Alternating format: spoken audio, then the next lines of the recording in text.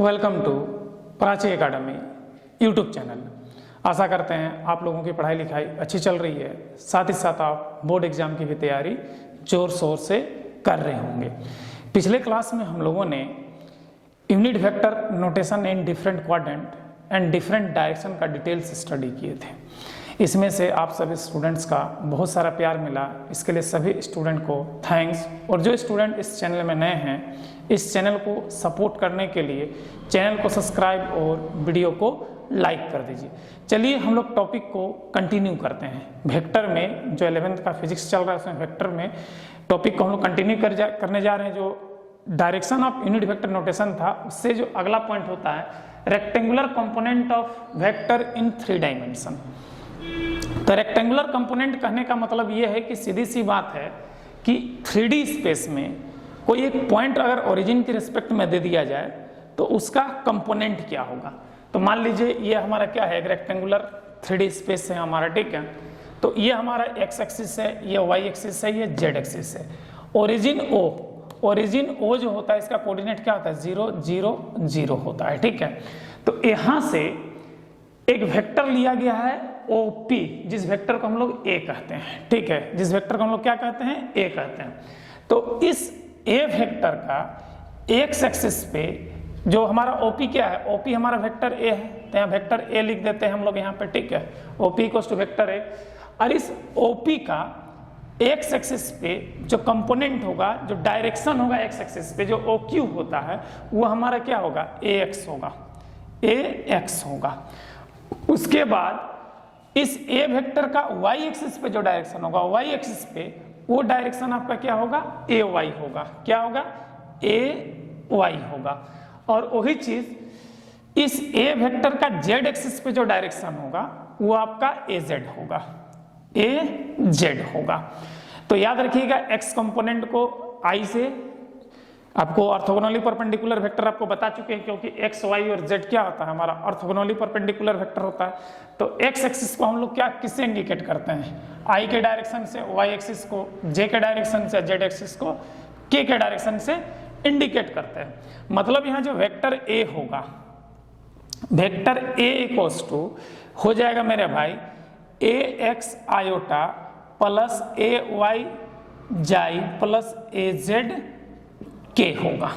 ये इसका क्या हो गया, डायरेक्शन हो गया हर एक्सिस पे।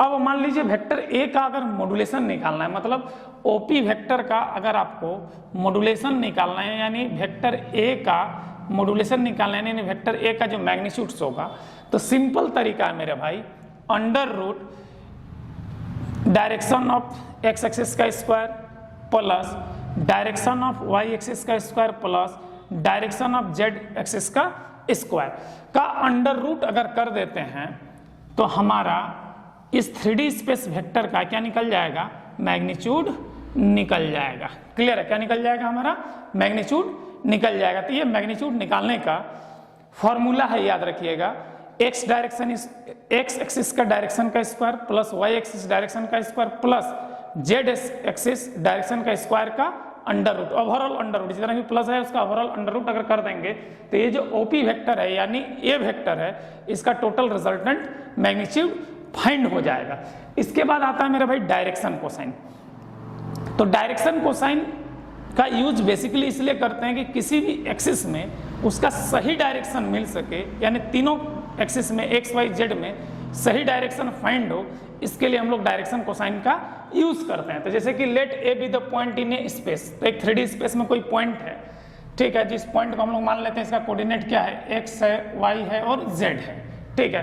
Then position vector origin from, ये कहां से ओरिजिन से है, the coordinate system is given by, तो क्या होगा r इक्वल्स टू, जो r वेक्टर होगा 3D स्पेस में तो क्या होगा xi plus yj plus zk होगा।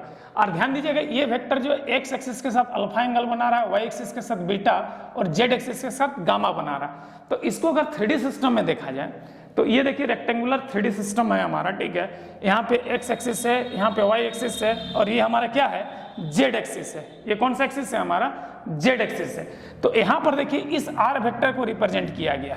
तो r वेक्टर x एक्सिस के साथ कितना एंगल बना रहा है, अल्फा एंगल बना रहा है। यहाँ पर कौन सा एंगल बना रहा है, अल्फा एंगल बना रहा है। तो उसके बाद same to same figure draw किए हैं यहाँ पर देखिए, ठीक है। और ये देखिए वाई एक्सिस के साथ बीटा एंगल बना रहा है, तो वाई एक्सिस के साथ बीटा एंगल बना रहा है 3D स्पेस में। उसके बाद ये थर्ड फिगर यहाँ पे हम ड्रॉ किए हुए हैं, देख लीजिए, ठीक है। तो ये थर्ड फिगर में देखिए सेम टू सेम फिगर है, जो वेक्टर आर जेड एक्सिस के साथ कितना एंगल बना रहा है, गामा एंगल बना रहा है। तो इसका अगर वेक्टर लिखा जाए तो क्या लिखा रहा है, एक्स आई प्लस वाई जे प्लस जेड के। तो इस आर वेक्टर का अगर आपको मैग्नीट्यूड निकालना है तो आर वेक्टर का magnitude equals to r equals to O A vector equals to x square plus y square plus z square. अब इसका एक्स एक्सिस के साथ अगर कंपोनेंट निकालें, ठीक है, एक्स एक्सिस के साथ, तो ये बेस बाई क्या होगा, हाइपोटेनियस होगा। तो बेस इसका क्या होगा, एक्स होगा, इसका बेस क्या होगा हमारा, एक्स होगा। तो इसको हम लोग क्या कह सकते हैं, एक्स बाई आर का मैग्नीट्यूड कह सकते हैं, इसको आप एल मान सकते हैं, ठीक है। एक्स बाई आर हो जाएगा। वाई एक्सिस में निकालेंगे तो वाई एक्सिस का ये कंपोनेंट क्या होगा, वाई होगा, ठीक है। तो बेस बटा हाइपोटेनियस आर आपका मैग्नीट्यूड से, तो इसको हम लोग वाई बाई क्या कह सकते हैं, आर कह सकते हैं, वाई बाई आर कह सकते हैं। मतलब ये हमारा क्या होगा, एम होगा, और ये हमारा क्या है, कॉस अल्फा है, ये हमारा क्या है, कॉस बीटा है, ठीक है। इसको मान ले रहे हैं, ठीक है। इसके बाद ध्यान दीजिएगा यहाँ पे जो जेड एक्सिस के साथ अगर बात करें, जेड एक्सिस के साथ, तो जेड एक्सिस के साथ ये भी हमारा क्या आ रहा है, बीटा एंगल बना रहा है, ये गामा एंगल बना रहा है। तो ये बेस बाई हाइपोटेनियस होगा, क्योंकि ये जो वेक्टर है, ध्यान दीजिएगा, ये जेड आपको ऐसा दिखाई दे रहा है, एक्चुअली में जेड ऐसे खड़ा है, एक्चुअली में जेड ऐसे खड़ा है, ध्यान दीजिएगा ऐसे। तो ये आपका बेस कंपोनेंट होगा। ये जो गामा एंगल बना हुआ है, ये गामा एंगल ऐसे बना हुआ है, तो ये आपका बेस कंपोनेंट होगा। ये क्या होगा, हमारा हाइपोटेनियस कंपोनेंट होगा। तो इस कंडीशन में यहाँ पर क्या हो जाएगा, z by r equals to n equals to, इसको हम लोग क्या कह सकते हैं, कॉस गामा कह सकते हैं। अब इसको squaring both side and adding, अब इसको क्या कीजिए, squaring both side and adding, इसको ऐड करते हैं, ठीक है, एडिंग करते हैं।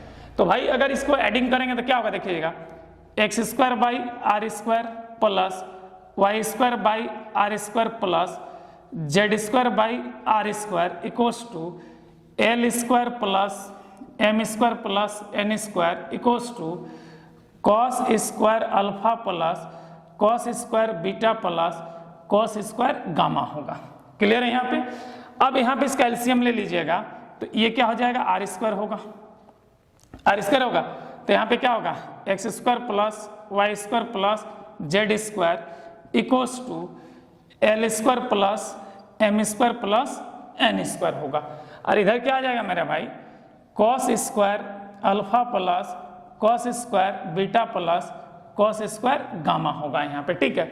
अब देखिए x square plus y square plus z square, तो ये हमारा आर का स्क्वायर होगा। देखिए ये रूट इधर आएगा तो क्या होगा, स्क्वायर हो जाएगा, तो इतना का वैल्यू क्या होगा, आर स्क्वायर बैठेगा, तो क्या हो जाएगा, r square by r square equals to l square plus m square plus n square equals to cos square alpha plus cos square beta plus cos square gamma. ये cut जाएगा, 1 आएगा, कटेगा तो 1 आएगा ना, तो ये 1 इक्वल्स टू, ठीक है, क्या होगा, l square plus m square plus n square equals to cos square alpha plus cos square beta plus cos square gamma. तो ये जो फॉर्मूला आया, ये आपका डायरेक्शन कोसाइन का फॉर्मूला आया। ये किसका फॉर्मूला आया, आपका डायरेक्शन कोसाइन का फॉर्मूला आया। तो एक्चुअली में जो डायरेक्शन कोसाइन का यूज होता है तीनों एक्सिस पे, 3 एक्सिस पे, इसका डायरेक्शन को, एक्चुअल डायरेक्शन को फाइंड करने के लिए हम लोग डायरेक्शन कोसाइन का इस्तेमाल करते हैं। तो आज हम लोगों ने देखा 3D component of rectangular vector, ने रेक्टेंगुलर वेक्टर का 3D कंपोनेंट्स को देखे, साथ ही साथ डायरेक्शन कोसाइन को देखे। आशा करते हैं कि आज का क्लास आप लोगों को अच्छा लगा होगा, और अच्छा लगा तो इस चैनल को सपोर्ट करने के लिए चैनल को सब्सक्राइब और वीडियो को लाइक कर दीजिए। जय हिंद, जय संविधान।